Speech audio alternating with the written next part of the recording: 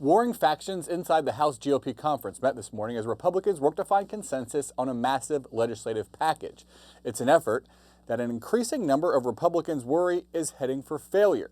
Dubbed the Big Beautiful Bill by President Trump, it contains tax cuts, money for border security and national defense, and a paring back of spending on social safety net programs.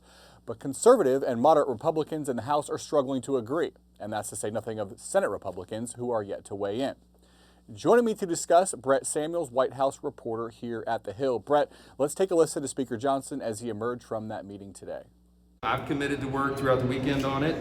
Others are as well, and I'm convinced that we'll be able to adjust the dial, so to speak, so that we can come to an agreement that will meet the criteria that everybody has, and that we can move this thing forward. We are still on path to pass this bill next week, to have it on the floor. That's always been the plan, and I don't see anything that would impede that right now.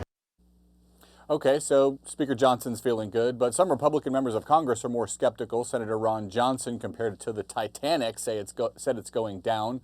Representative Eric Burleson, Republican from Missouri, said the struggles to pass this bill were predictable. Quote, it was probably too much to do in one bill, end quote.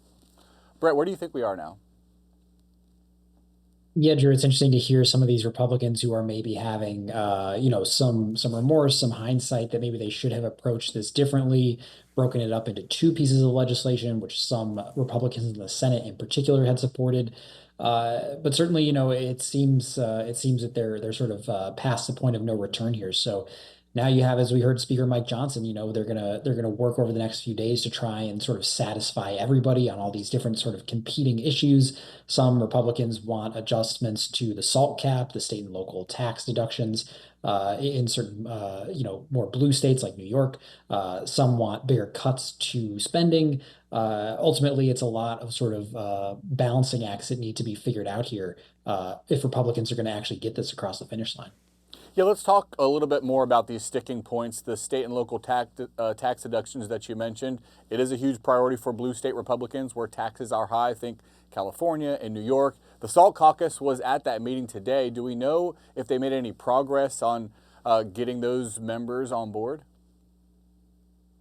Yeah, what it sounds like after that meeting is what we heard from Speaker Johnson when he talked about adjusting these different dials, that essentially he acknowledged that there will need to be changes to the SALT policy to satisfy this group of New York Republicans in particular who have really made the SALT issue front and center for winning over their support. So, Speaker Mike Johnson talking about, to adjust the SALT deduction, that means needing to make other adjustments elsewhere to accommodate spending cuts that more conservative Republicans are really calling for. So it does sound like there is going to be some wiggle room on this SALT deduction issue, but wiggle room there means that there will need to be some wiggle room on other issues in this bill. Big divide there between the kind of city dwellers, people that represent urban centers, and the more rural areas that, according to the people that represent those areas, say they don't want to pay for what's essentially a benefit that is reaped by constituents that live near those big cities. Talk about Medicaid a little bit. The factions seem to be operating in completely different universes. There's a pretty forceful contingent of Republicans who say no cuts to Medicaid benefits. Meanwhile, the House Energy and Commerce Committee just passed a bill that, according to the Congressional Budget Office, would result in more than 10 million people losing their Medicaid coverage by 2034. How the heck do they reconcile that? Yeah, Drew, this has been one of sort of the big issues, big sticking points where it's sort of hard to see how Republicans are all sort of in agreement on this. We've heard from President Trump on this saying, that Republicans aren't going to touch Medicaid except for cases of fraud and abuse, which of course sort of leaves the door open to interpretation there. You have some Republicans on the Hill saying, Medicaid shouldn't be touched. They don't want to see constituents losing health care.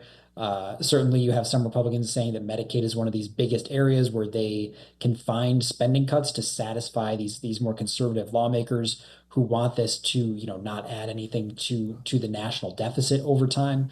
So certainly, I think what they do on Medicaid is worth watching, both for the purposes of how this affects constituents, but also for political purposes, because I think some Republicans realize that if they do cut Medicaid, if people do lose health insurance or health coverage, that's going to be something that Democrats relentlessly attack them over leading up to next year's midterms.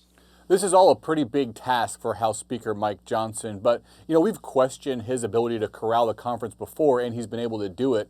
Will this be another example of things looking bad for Republicans until the last minute, and then Johnson somehow pulling it out?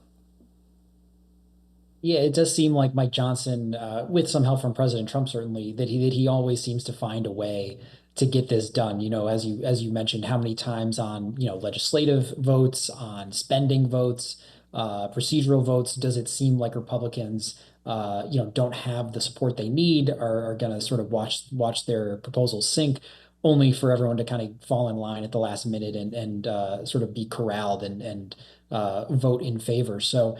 I think ultimately Republicans do realize this is sort of their chance to get President Trump's agenda passed before it's too late. I think that certainly is in Mike Johnson's favor, but certainly, as he acknowledged, I think there's still a lot of work to be done getting everyone on board for this. And a key here, there's been a lot of kicking the can that seems like been going on inside the Republican conference in order to get them to this point. Now the rubber's kind of hitting the road where people are going to have to actually make tough votes. So it's going to be very interesting to see how this plays out. I want to ask you, though, is there a backup plan to enact Trump's agenda if Republicans can't get it all into one big piece of legislation? Yeah, I think, we've heard from Senator Ron Johnson, for example, from Wisconsin, who has sort of floated this idea that they could still break it into two. They could still pass sort of a skinny version, if you will, of Trump's agenda, while some of the more complicated issues, particularly around tax policy, perhaps get sort of sorted out, and then that gets passed later. So, I think there are some people maybe keeping that idea on the back burner, especially as you mentioned at the top. The Senate has yet to really weigh in on this House bill. So I think that is sort of what's maybe looming over all this as sort of the break glass in case of emergency scenario. But I think particularly for Speaker Johnson and for leaders on the Hill on the House side, they've crossed the Rubicon or past the point of no return. This is the bill that they're going to try and get done and get passed and get to President Trump's desk. Yeah, it seems like the thinking was to have a bill that's too big to fail, but even breaking it up into smaller pieces of legislation, that comes with its own challenges and risks. We'll continue to follow, but for now, Brett Samuels, thanks so much for your time.